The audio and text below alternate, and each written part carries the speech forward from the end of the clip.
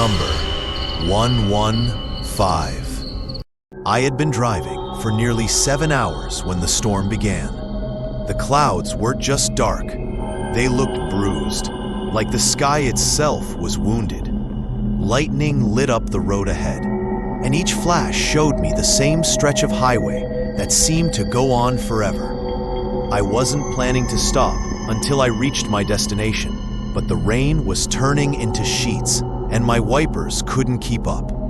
That's when I saw the glow of a sign through the rain. Hollow Pines Hotel, vacancy. I almost laughed. Hotels with names like that belonged in horror movies, not in real life. But I was too tired to care.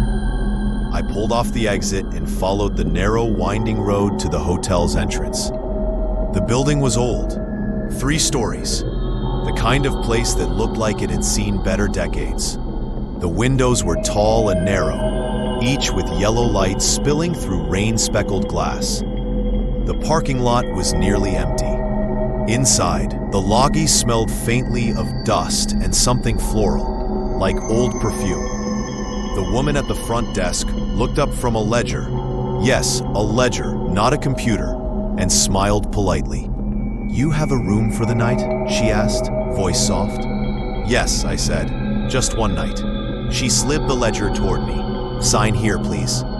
I glanced at the room number written in the column, 115, top floor.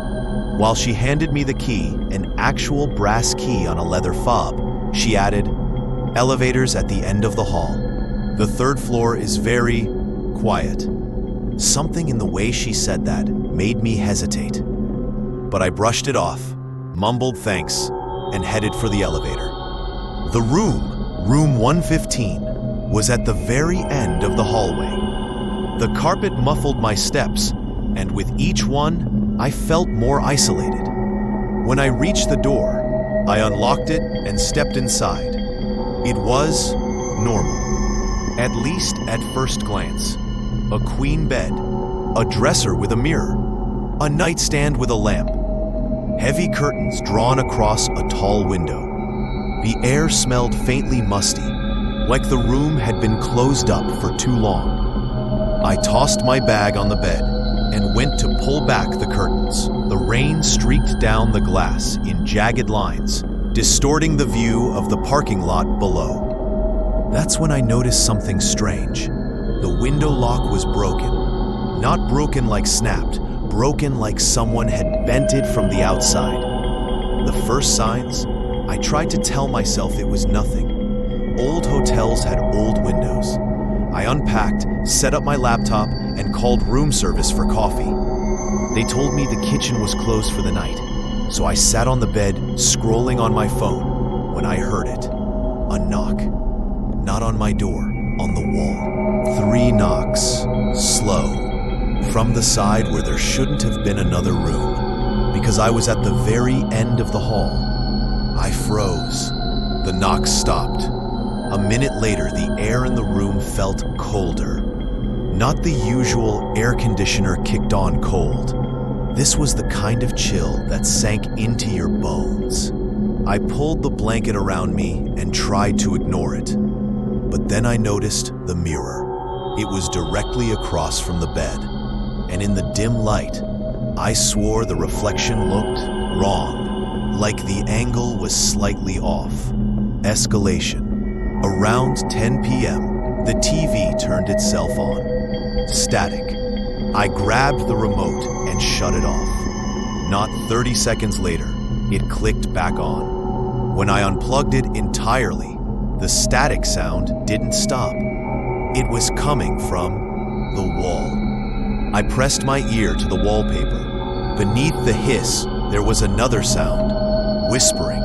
I couldn't make out the words, but it was rhythmic, like a chant. I backed away and glanced at the window again. It was open.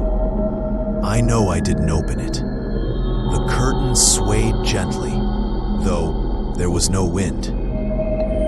I decided to go back downstairs and maybe get another room. But when I stepped into the hallway, the elevator at the far end opened on its own. A man stepped out.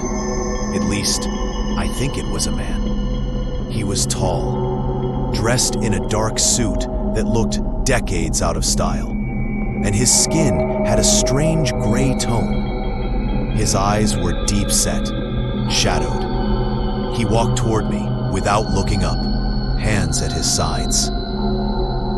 I stepped back into my room and shut the door. The moment the latch clicked, the knocking started again, this time on the door itself. 3 slow knocks. I didn't answer. The knocking stopped, but when I looked at the bottom of the door, I saw the shadow of 2 feet. They stayed there for a full minute before finally moving away. The final hours. By midnight, the atmosphere in the room felt suffocating. The whispers grew louder. The mirror seemed to ripple like water. And every few minutes, I'd hear the sound of someone pacing just outside. I sat in the corner with the lamp on, gripping the brass key like a weapon. At 12:47 a.m., the lamp flickered out. In the darkness, the pacing stopped. Then, the whispering was right behind me. I spun around, and for a split second, in the faint glow from the window, I saw a pale face inches from mine. Its mouth was moving too fast for the words to make sense. The eyes were all wrong, too wide, too empty. I bolted for the door, flung it open, and ran down the hallway without looking back. The elevator was open, waiting. I didn't care if it was a trap. I got inside and punched the lobby button. The doors slid shut, but the mirror inside the elevator showed something that made my stomach drop. I wasn't alone in the reflection. That pale figure was standing in the corner, smiling. The elevator reached the lobby, the doors opened, and it was gone. I didn't stop running until I was outside in the rain, fumbling for my car keys. I drove for miles before I dared to breathe normally again. I never went back for my bag.